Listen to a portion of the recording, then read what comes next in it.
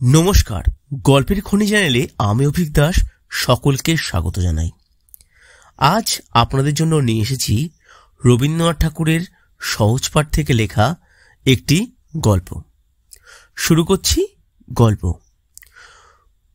উদ্ধব মণ্ডল জাতিতে সদ্গোপ। তার অত্যন্ত দরিদ্র অবস্থা। ভূসম্পত্তি যা কিছু ছিল ঋণের দায়ে বিক্রয় হয়ে গেছে। এখন মজুরি করে কায়ক্লেশে তার দিনপাত হয়। এদিকে তার কন্যা নিস্তারিণীর বিবাহ। বরের নাম বটকৃষ্ণ। তার অবস্থা মন্দ নয়। ক্ষেতের উৎপন্ন শস্য দিয়ে সহজেই সংসার নির্বাহ হয়। বাড়িতে পূজা অর্চনা ক্রিয়াকর্মও আছে। আগামীকাল 19 জ্যৈষ্ঠ বিবাহের দিন। বরযাত্রীর দল আসবে। তার জন্যে আহারাদির উদ্যোগ করা চাই। পাড়ার লোকে কিছু কিছু সাহায্য করেছে। অভাব তবু যথেষ্ট। পাড়ার প্রান্তে একটি বড় পুষ্করিণী, তার নাম পদ্মপুকুর। বর্তমান ভূস্বামী দুর্লভবাবুর পূর্বপুরুষদের আমলে এই পুষ্করিণী সর্বসাধারণে ব্যবহার করতে পেত। এমনকি গ্রামের গৃহস্থ বাড়ির কোনো অনুষ্ঠান উপলক্ষে প্রয়োজন উপস্থিত হলে মাছ ধরে নেবার বাধা ছিল না। কিন্তু সম্প্রতি দুর্লভবাবু প্রজাদের সেই অধিকার বন্ধ করে দিয়েছেন। অল্প কিছুদিন আগে খাজনা দিয়ে বৃন্দাবন জেলে তার কাছ থেকে এই পুকুরে মাছ ধরবার সত্ত্ব পেয়েছে। উদ্ধব এ সংবাদ ঠিকমতো জানত না। তাই সেদিন রাত্রি থাকতে উঠে পদ্মপুকুর থেকে একটা বড় দেখে রুই মাছ ধরে বাড়ি আনবার উপক্রম করছে। এমন সময় বিঘ্ন ঘটল। সেদিন দুর্লভবাবুর ছোট কন্যার অন্নপ্রাশন। খুব সমারোহ করে লোক খাওয়ানো হবে।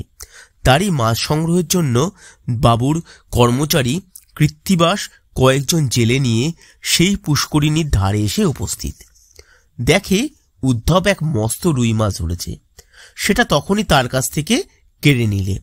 উদ্ধব কৃত্তিবাসের হাতে পায়ে ধরে কাঁদতে লাগল। কোনো ফল হলো না। ধনঞ্জয় পেয়াদা তাকে বলপূর্বক ধরে নিয়ে গেল দুর্লভবাবুর কাছে। দুর্লভের বিশ্বাস ছিল যে ম্যাজিস্ট্রেটের কাছে অত্যাচারী বলে উদ্ধব তার দুর্নাম করেছে, তাই তার উপরে তার ভীষণ ক্রোধ। বললেন, তুই মাছ চুরি করেছিস, তার দণ্ড দিতে হবে।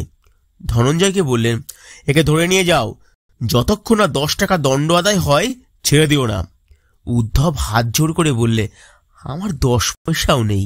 কাল কন্যার বিবাহ, কাজ শেষ হয়ে যাক, তারপরে আমাকে শাস্তি দেবেন।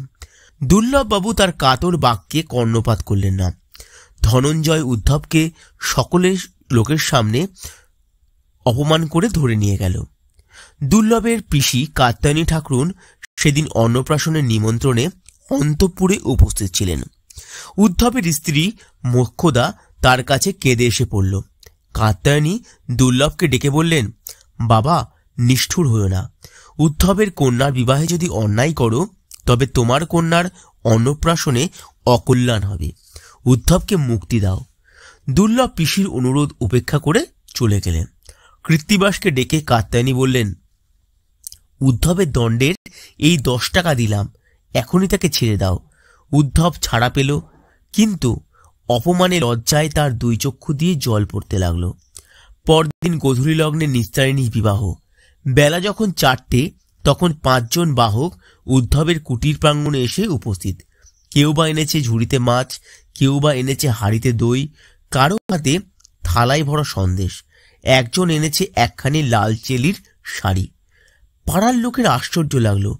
জিজ্ঞাসা করলে, কে পাঠালেন? বাহকেরা তার কোনো উত্তর না করে চলে গেল। তার কিছুক্ষণ পরেই কুটিরের সম্মুখে এক পালকি এসে দাঁড়ালো। তার মধ্য থেকে নেমে এলেন কাত্যায়নী ঠাকুরুন। উদ্ধব এত সৌভাগ্য স্বপ্নেও কল্পনা করতে পারত না।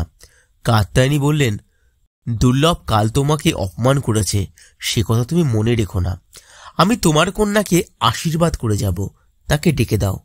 কাত্যায়নী নিস্তারিণীকে 1 গাছি সোনার হার পরিয়ে দিলেন।